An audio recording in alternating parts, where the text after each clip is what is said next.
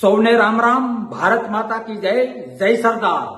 સરદાર સન્માન સંકલ્પ આંદોલન સમિતિ વતી તેમજ કરમસદના લોકો વતી એક આમંત્રણ આપવા માટે આવ્યો છું. સરદાર વલ્લભભાઈ પટેલનો 150મો જન્મ આગામી 31 ઓક્ટોબર 2025ના રોજ આપણે સૌએ કરમસદમાં લાખોની સંખ્યામાં ભેગા થઈને ધામધૂમથી સરદારની વિચારધારા સાથે મનાવવાનો છે અને એ માટે તમારા ખોડિયાને આગામી 31 ઓક્ટોબર 2025ના રોજ કરમસદમાં હાજર રાખવા માટે આમંત્રણ આપું છું. આવો સરદારમય બનીએ. સરદાર વલ્લભભાઈ પટેલ આપણે સૌ જાણીએ છીએ કે એ કોઈ વ્યક્તિ નહીં, એ વિચારધારા છે. સરદાર પટેલ એ કોઈ વ્યક્તિત્વ નહીં, વ્યક્તિત્વના સમૂહને ઘડનારો એક વિચાર છે.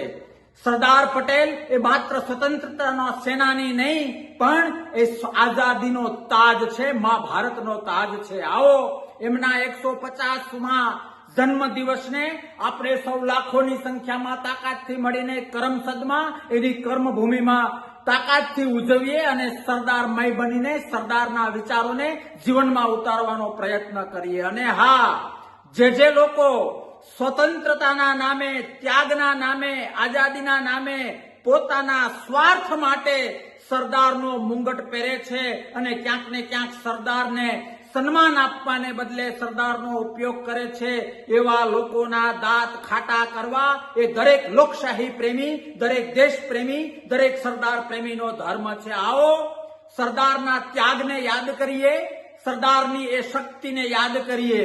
ખેડૂત મિત્રોને મારે કહેવું છે કે 7/12માં આજે જે તમારું ને મારું નામ છે, આપણે જે ખેડૂત હોવાનું એક ગૌરવ લઈએ છીએ ને, એ 7/12ની અંદર ક્યાંક ને ક્યાંક સરદારજીના કર્મો છુપાયેલા છે.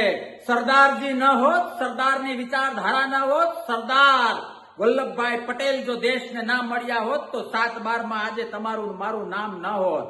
આવો બીજા બધા જ કામ સાઈડમાં કરીએ.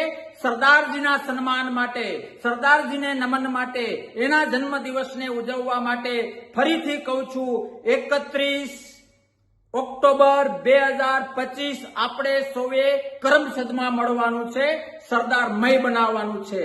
સરદાર એ કોઈ જ્ઞાતિના ન હતા, સરદાર એ રાષ્ટ્રના હતા.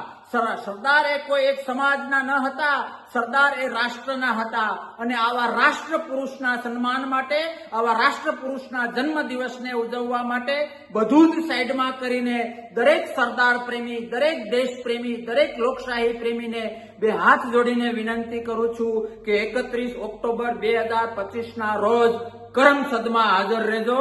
સરદારને વંદન, સરદારને નમન, લોકશાહી આપનાર વ્યક્તિત્વને નમન. જય હિન્દ. ભારત માતા કી જય. જય જય સરદાર. જય જય સરદાર.